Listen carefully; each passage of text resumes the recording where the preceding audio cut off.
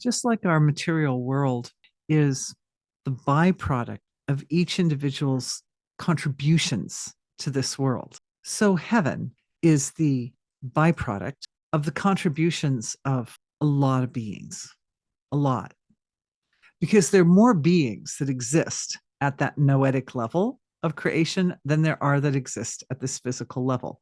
The physical, it's kind of more specialized, right? And it's just for those of us who are courageous enough and willing to show up here and to do the thing that needs to be done in the earth plane.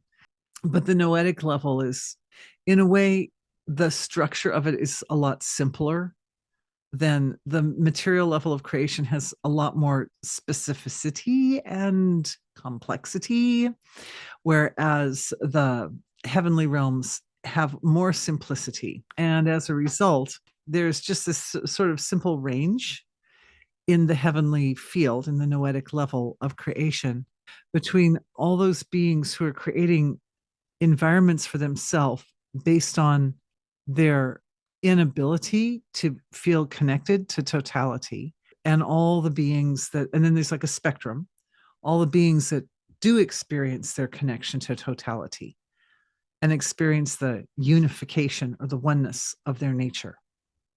So when we think of heaven in a kind of traditional sense, like heaven the way it's described, like say in the Bible or something like that, or in other religious texts, we're thinking about the areas of the noetic field where all the beings are integrated with totality, which means they're living in accord with natural law, which means, and some of them are the living expression of various natural laws. There's all kinds of beings at that level in such a way that the reality kind of evolves and moves in a progressive manner very, very spontaneously. It's very simple. It's very straightforward. I would say there's something a little bit like a bell curve as far as like the nature of the life forces in that area, that you've got a few at one end, at the end, that feel separated from totality, and then you've got some at the other end, a few that are so integrated. It's like they're practically like extensions of God, like, God's appendages or something like that. And then you've got kind of like the bulk of the life forces are, and the souls, we could say the souls are kind of in the middle of that area. And most people, most of us, when people pass out of these physiologies, will end up in locations that are fairly sweet and soft and comfortable, and provide an opportunity for the soul to do what it needs to do on the across the veil for its evolution. And for a lot of people, that just means a period of time of existing without undue strain. Being human takes a lot of courage, and there are such boundaries and limitations placed on us on all levels of who and what we are here at the material level of creation. So most of the souls like to spend some time, at least some time, in an area where they don't have boundaries and limitations, where they can live as if in retirement mode with a sufficient income, something like that. So that you'll find that there are a lot of our loved ones, for example, that are living on the other side of the veil, that are just, they're just happily going about their days and their nights and doing the things that bring them joy, and allow all the subtler levels of they've let go of the physical, right? So just this, the mental and emotional levels, to rest and rejuvenate and feel well, and slough off the stress and strain that was accrued during the course of the lifetime.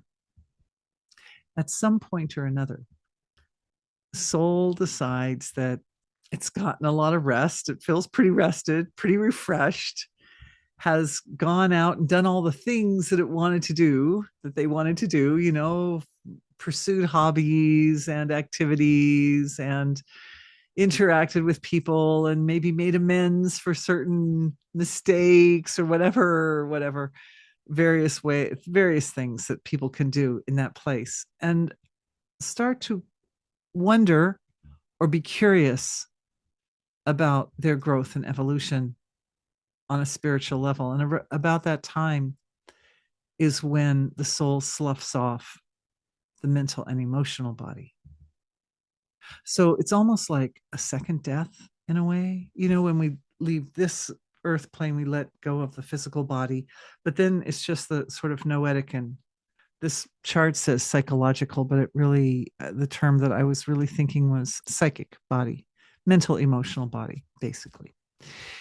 So the mental and emotional body goes through its process. And we can think of that time, that process, as sort of like being in heaven to a certain degree. There's a heavenly nature to it, especially if during the lifetime the individual was good natured and kind and doing their best. The soul did their best with the limitations and boundaries they were given. Then usually that period can be fairly pleasant.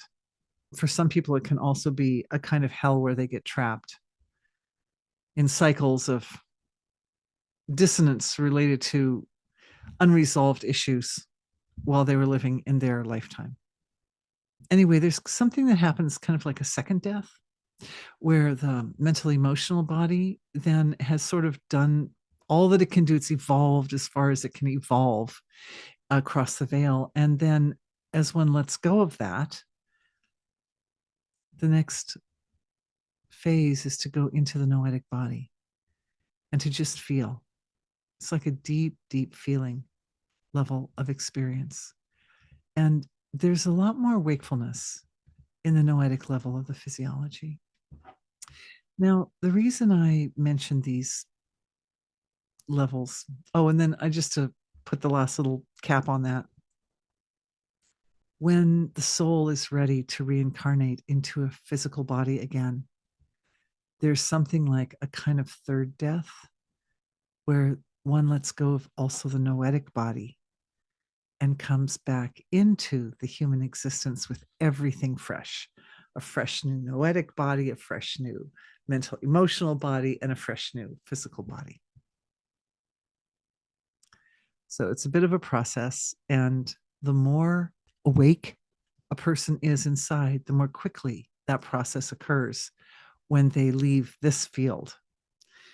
For some people, they go into that mental emotional level, they go into that sort of psychic body field, and they're like, is it really worth my time to bother pursuing something like my interest in stamp collecting or something? I don't know.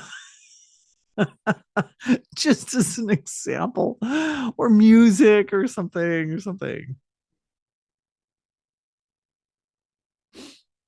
It might get to that point and go, maybe maybe my deeper development is more interesting to me, and they can just pass that whole mental emotional body level completely. But regarding health and healing, what I wanted to look at tonight with you guys was that we're in our psychic bodies right now. We're in our noetic bodies right now. And the fields that we create, particularly at the noetic level of the physiology, the fields that we create they have like a really powerful and direct impact on the way the body shows up at the surface. And this principle that there's kind of a range, right, between those aspects of creation that feel or experience themselves very separate from the wholeness of creation, and those aspects that feel more integrated with the wholeness of creation. What we find is that heaven resides with the wholeness. Heaven resides in the wholeness. And what I'm feeling as I say that is an awakening or activation of the heart.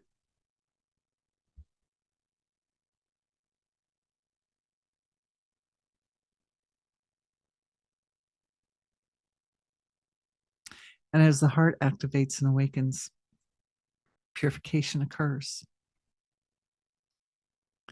Sometimes the becoming, or I would say the stabilization of that experience of wholeness or totality is like a light that shines brightly in the deeper levels of the consciousness and lights up or illuminates the areas that are struggling. And when we start to see the areas that are struggling, especially from the perspective, from that noetic perspective, which is very holistic, and the waking up of the noetic body is a byproduct of deeper integration or unification between the individual and totality, or we could say the divine or God. It shows how hard it is to be human. It shows it illuminates the the blind spots and the weaknesses, insufficiencies, um, shortcomings, foibles, imperfections of the human condition.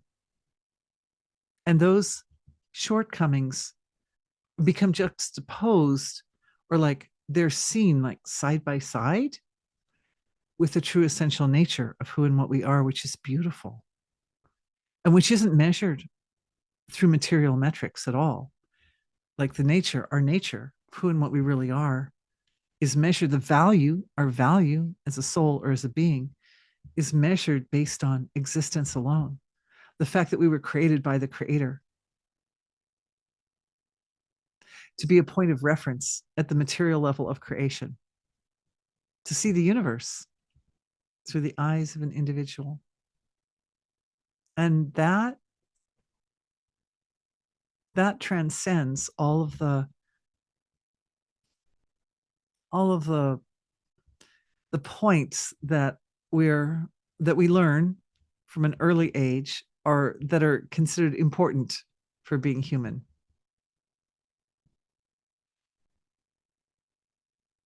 So along with that activation of the heart, there's a lot of forgiveness. Forgiveness flows.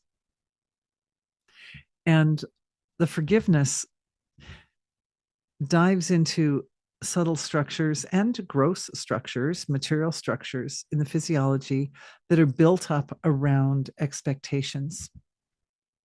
That we have expectations on ourselves to be perfect in all varieties of different ways. And we have expectations on others to be perfect in all varieties of ways. And other people have expectations on us to be something, whatever they think. And that creates a field. All those expectations, they create like a web, like a fabric that sits just like within that noetic field. It sits not at the gap, but kind of halfway through. Halfway through. It sits at the astral level, basically. And it's all through and through. It runs through and through the field of our collective. And we get a chance to see it. When awareness settles down, we see that fabric, that web of expectations, assumptions, beliefs, judgments that run through and through our world. And we see how all of it is based on some kind of material expression or material measure, and how all those material measures are essentially irrelevant with regards to the way we know ourselves and understand others, the way we understand and know ourselves and others. That the understanding of who and what we are has to be based on something bigger and more comprehensive than some particular specific material. Oh, I'm so many inches tall. Oh, my fat versus muscle mass is at this proportion, or something. It's just like everybody's different. That waking up in the heart and all that flow of compassion and forgiveness shines a light on the noetic field, and it shows the weakness of the basis by which so much judgment takes place. And that then follows down. first of all, it creates a shift in the neurological structure in the chest area, so that for each person in the session, there's the establishment of analysis of ourselves and others based on what's real, based on the essential nature of creation. That is causing a ripple or a wave to go down to the solar plexus area and supporting a stabilization of energy in the solar plexus. The root or foundation for understanding ourselves and others based on, you could say, cosmic law or God's law, based on the essential nature of the human soul.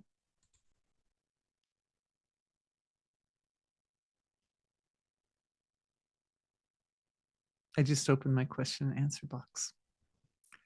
I'm going to do it.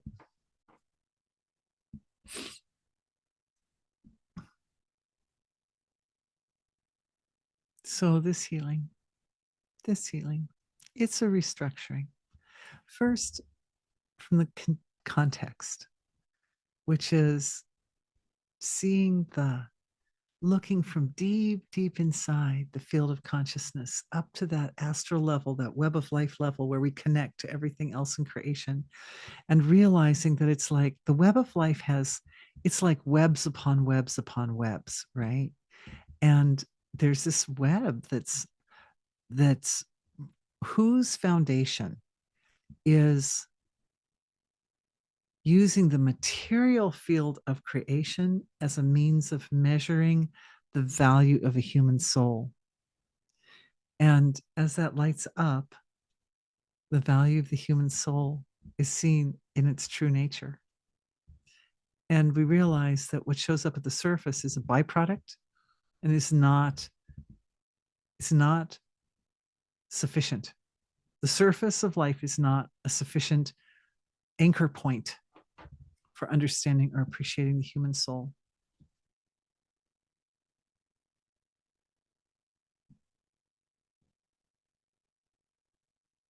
When a soul chooses a lifetime with more than the usual boundaries and limitations, they can show up at the surface looking pretty rough. But it means they were the most brave.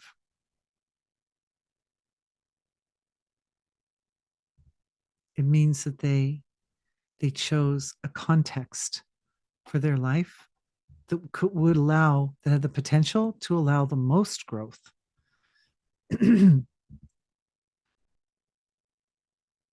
Much love and appreciation goes out to all those who are suffering, because those who are suffering the most are the ones who have the greatest number of limitations and boundaries upon them. And from our circle, our healing circle, this wave of love based on the truth emanates from us out to that field, and it creates a ripple of heaven. It creates a ripple of heavenly light. Heaven ripples through that impulse. And it's warm. And it heats up the nervous system. As the nervous system changes and adapts to accommodate the action, it's a subtle action, right? It's a subtle action of recognizing the weakness in the system the way it's created without judgment, and realizing what the truth is, that the measure of the value of a human soul is based on existence alone. And then activating these impulses of sweetness, charitability, love, forgiveness, mercy. And as that, through our collective, through the integration in our group, we collectively give that wave back into the field of creation. And as we do that, the light of heaven shines through. It shines. It's like you create a vehicle, we create a form. It's like a thought form. We create a thought form. But heaven is the life force within the thought form. Once the thought form is created, then it can very easily be infused with the light of life. And the light of life is experienced as the light of many beings, the life force of many beings. The angels, they jump in.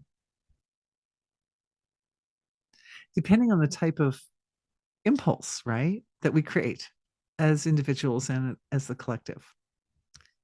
But every thought form or every emotional form that we create is a kind of structure. It's a subtle structure that is then available in our world as a vehicle for the light of life itself to reside within that thought form. Heaven is the collective of that light. It's like a giant thought form. It's like a massive thought form created by the divine and upheld and supported by many, many, many beings. Many, many beings. It's so soft.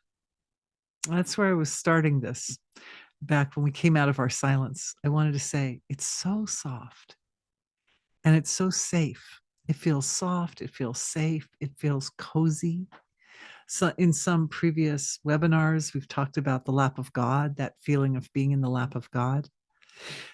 There is this, one of the reasons I wanted to explore the realms of heaven with all of you is that I feel that the placement of awareness in the heavenly field provides a context for optimal healing. That when awareness can kind of sink in and find its way into that really soft, gentle, safe, loving, cozy place in the field of one's own consciousness, then the body takes a level of rest in trust, like both restfulness and trust awakens in the body. And this gives rise to the production of all kinds of like neurochemicals and hormones and enzymes and all kinds of physiological structures that uphold and support the healing process.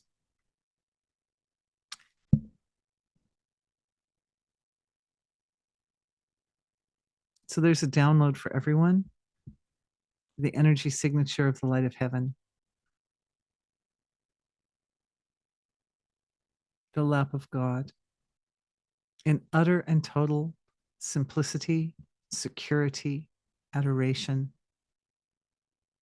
It's like coming home. It is our home. It's actually our home. And it actually resides at the noetic level of the physiology.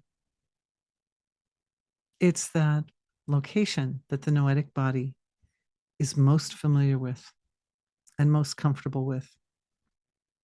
The noetic body naturally is attracted there and wants to sit in that location. It opens the door for receiving the resources required to heal the body. And what's needed once the resources are there is the innocent willingness to allow the intentions of the divine to apply those resources in a way that the body most needs. Our bodies are helpers through the course of the human lifetime. We start out very innocent, and we have to go through this period of maturation, which involves losing innocence to a certain degree and sometimes suffering, but regaining it with awareness. We regain the innocence, but we regain it intentionally. And the experience of being innocently, instinctually aligned with the will of God or the laws of nature is no longer an unconscious process. It's a very conscious process. It's a process that allows us as mature people to really, really appreciate how that works, what that looks like to be aligned with nature's intelligence and to be acting according to the will of God, or the laws of nature. And why? Like all the parts that go along with that, right? It's very beautiful. Heaven is that condition of the noetic body that upholds and supports the very, very best outcome for everyone on every level, whether it's your health or your quality of life or your experience, wherever. Heaven does it. We align up with that. It holds us like the light of your pure potential. It holds that, creates space for that. That's why the download. Yeah. I'm so curious, what is left, if anything, of a soul after the noetic body is released before returning to the earth? Oh, that's such a great question. Yeah. The physical body, the mental, emotional body, and the noetic body are forms, and they're infused with life force. So all that's left is just the pure life force. And that, I guess that's what we call the soul. We could call that. And for years, people in these sessions, people have asked, but what exactly is the soul? And I don't think I understood it as well as I do now. I mean, thanks to this simpler, more elegant chart that we have going on now, we see that there are these like structures or vessels. They're levels of the vessel, right? There's a physical level of the vessel, mental, emotional level of the vessel, noetic level of the vessel, but the life within the vessel is the soul. It's that and it's unique, it's like each one of us carries a little package of pure life force, and without a physiology, like at that point, right, you let go of the noetic body, and so then the life force itself is in a very, very pure state, and it's not being shaped by the vehicle that it's riding in, and so it has this period where it can be reshaped in preparation for the next incarnation, whether that is another human incarnation, because there's still a little more that can be achieved in the human condition, or whether it's some other type of life form.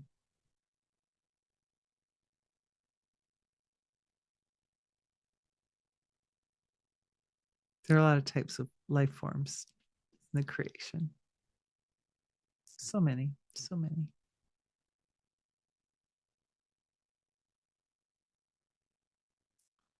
What happens in all these levels when one awakens to higher states of consciousness, including Brahman?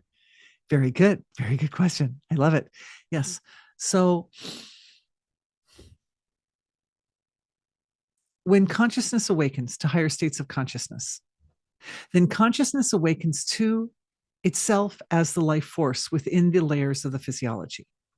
The layers of the physiology are still there, but one recognizes oneself as the life force itself directly and doesn't identify as much with the vehicle.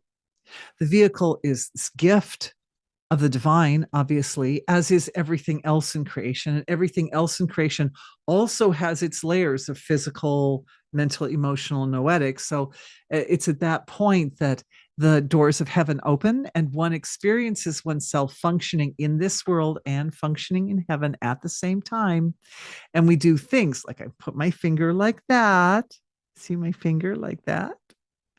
And my finger is like that on earth, and my finger's also like that in heaven. Like there's a heavenly correlate to this movement, this little movement.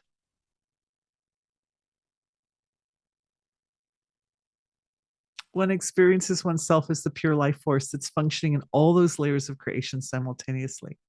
And then every action has an effect, both in the material field of creation, in the mental, emotional level of creation, and in the heavenly field of creation. All at the same time, the vehicle starts to coordinate itself, right, from the deeper to the more superficial, and the flow of life, the life force that flows through it, continuously pushes it into greater and greater and greater and greater alignment with the divine. And in some ways, at the surface, at that point, at the surface of life, it's like the path becomes narrower and narrower and narrower, right? It's like you become more and more walking the razor's edge, because the the path to the divine becomes very straight.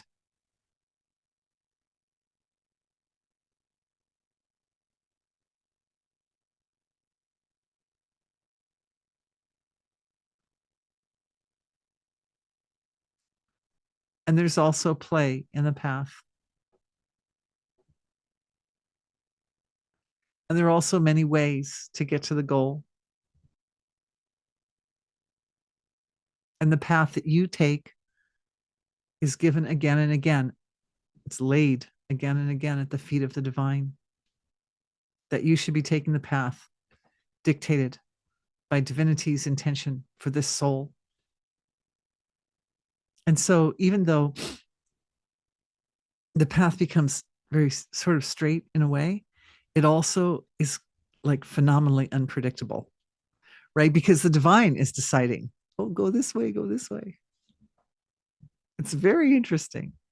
It's very interesting. It becomes actually, in some ways, more interesting because the next turn around the corner is like, oh, it's like a revelation at every turn. I love this question. Does the soul evolve? Well, when the soul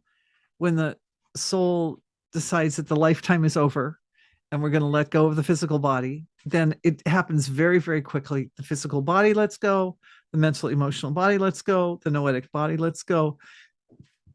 One is just because one was already in this lifetime in the body living as that life force in a very pure way. And so the net result is that the soul, the body is sloughed off, right? All the layers of the body are sloughed off, and very quickly the soul is in a position to do anything, to go back into a human body if that's the intention, or to move into any number of different directions as dictated by the divine. It's not uncommon for souls who are in that place to go through periods of being very helpful, helping people, helping to alleviate the suffering from the more abstract levels of creation, very beautiful access and control over the subtler fields of the self, teaching. It's really beautiful.